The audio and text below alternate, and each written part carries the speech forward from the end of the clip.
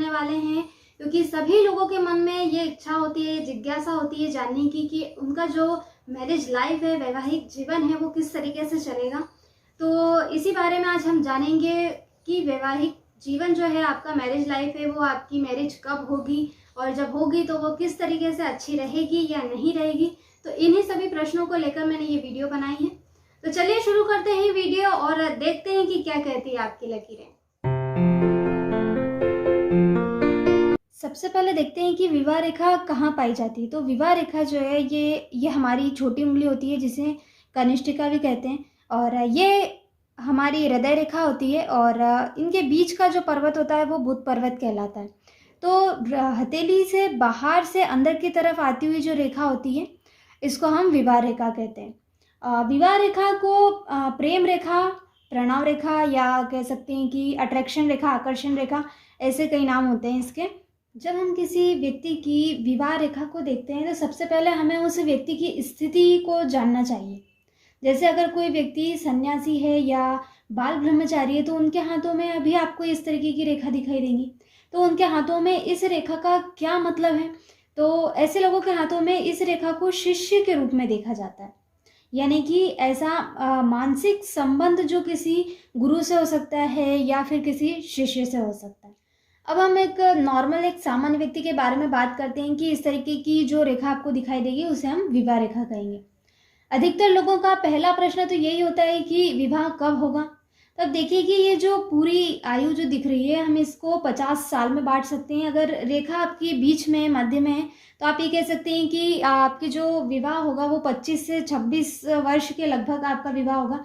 और अगर यही रेखा अगर नीचे की तरफ आपको इस तरीके से दिखती है, हृदय रेखा के पास, या हमारी हृदय और रेखा हो गई, इसके पास अगर आपको दिखती है तो आप ये कह सकते हैं कि आपका विवाह काफ़ी जल्दी होगा। और ये रेखा हृदय रेखा से जितना दूर होती जाएगी, विवाह उतना ही लेट होगा। इसी तरह से आप रेशों में बांट सकते हैं और उम्र का पता कर सकते हैं। अगर आपको छोटी छोटी विवाह रेखा दिखाई दे रही है इस तरीके से, और एक लंबी आपको विवाह रेखा दिखाई दे रही है, तो इस कंडीशन में हम मानेंगे कि ये जो रेखा है ये अट्रैक्शन की रेखा है, लगाव की रेखा है किसी के प्रति। तो ऐसा मान सकते हैं कि ऐसा जो व्यक्ति है वो गंभीरता से किसी के साथ संबंध में नहीं रह सकता, उसे बार बार अट्रैक्शन किसी के प्रति होता ही रहता है। तो ये आपको एक, जो ये आपको लंबी रेखा दिखाई दे रही है, तो फिर हम इसे कहेंगे कि ये इनकी विवाह रेखा। अगर किसी की रेखा टूट रही है, जैसे इस तरीके से जा रही है और बीच में टूट रही है, या अशुभ है, सही स्थिति में नहीं है और फिर से वो सीधी चलना शुरू हो जाती है, तो इस स्थिति में हम मान सकते हैं कि ऐसे व्यक्ति के 2 विवाह हो सकते हैं। अगर आपके विवाह रेखा के ऊपर इस तरीके का त्रिकोण बनता है तो ये जो संकेत है बहुत ही शुभ माना जाता है। ऐसे में आपका जो वैवाहिक जीवन है उसकी दिशा और दशा दोनों बदल के रख देता है। ऐसे व्यक्ति का मैरिज लाइफ जो होता है वो काफ़ी अच्छा चलता है, यानी कि ये भी कह सकते हैं कि जो आपके जीवन का सफलता का कारण हो। हृदय रेखा से होती है कोई रेखा आपकी विवाह रेखा को इस तरीके से काटती है, तो इसका ये मतलब है कि किसी दूसरे व्यक्ति, किसी अदर पर्सन के कारण आपकी जो मैरिज लाइफ है उसमें समस्या आएंगी, बाधाएं आएंगी। आगे हम देखते हैं कि यदि विवाह रेखा एक आड़ी लाइन की वजह से रुक जाती है तो ऐसे व्यक्ति के विवाह के बाद समस्या आएंगी। मतलब पहले तो उनका विवाह अच्छा चलेगा, उसके बाद अचानक से मैरिज लाइफ उनकी खराब हो सकती है। बहुत से हाथों में आपने देखा होगा कि विवाह रेखा जो है वो इस तरीके से नीचे की तरफ झुक जाती है, तो नीचे की तरफ ये गिरती हुई दिखाई देगी। ऐसे में जो उनका वैवाहिक जो जीवन है उनके टूटने की बहुत ज़्यादा संभावना बढ़ जाती है। और ये जो नीचे गिरना विवाह रेखा का, ये वैवाहिक जीवन में निराशा का संकेत देता है, ये बिल्कुल अच्छा नहीं माना जाता। इसी के विपरीत यदि अगर ये विवाह रेखा ऊपर की तरफ जाती है तो ये काफ़ी अच्छी मानी जाती है। इसका मतलब ये है कि आपके वैवाहिक जीवन, आपकी मैरिज लाइफ को बेहतर बनाती है। अगर रेखा आगे जाके 2 भागों में बढ़ जाती है इस तरीके से, तो ये थोड़ा अशुभ संकेत माना जाता है। ऐसे में बाद में जाकर समस्या होती हैं।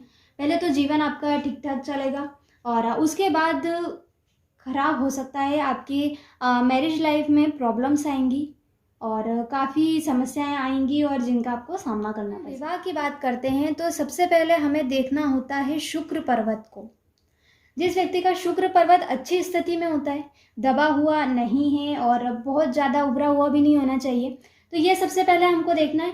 सेकंड हमको देखना है हृदय रेखा को। सेकंड हम हृदय रेखा को देखेंगे, क्योंकि हृदय रेखा से ये पता चलता है कि उस व्यक्ति का जो लगाव रहेगा किसी दूसरे के प्रति वो किस तरीके से रहेगा। तीसरा हमको विवाह रेखा को देखना है कि विवाह रेखा हमारी अच्छी स्थिति में होनी चाहिए। यदि ये तीनों जो है वो अच्छी स्थिति में दिखाई दे रहे हैं तो उनका वैवाहिक जीवन काफ़ी अच्छा होगा। लेकिन अगर ये तीनों ही खराब स्थिति में है, ठीक नहीं है, तो ऐसे व्यक्ति का वैवाहिक जीवन अच्छा नहीं चलता है।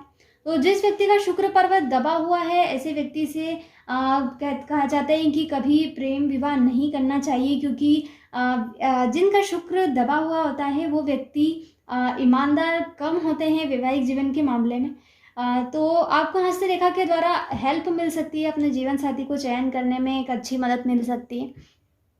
तो मैंने आपको विवाह रेखा के बारे में लगभग सभी पॉइंट बता दिए हैं। यदि अगर आपको फिर भी कुछ डाउट हो तो आप कमेंट बॉक्स में कमेंट करके बता सकते हैं, मैं आपका जवाब ज़रूर दूंगी। अगर आपको वीडियो पसंद आई तो प्लीज़ लाइक कीजिए, शेयर कीजिए। आपके एक लाइक से ये वीडियो लाखों लोगों तक पहुँच सकती है।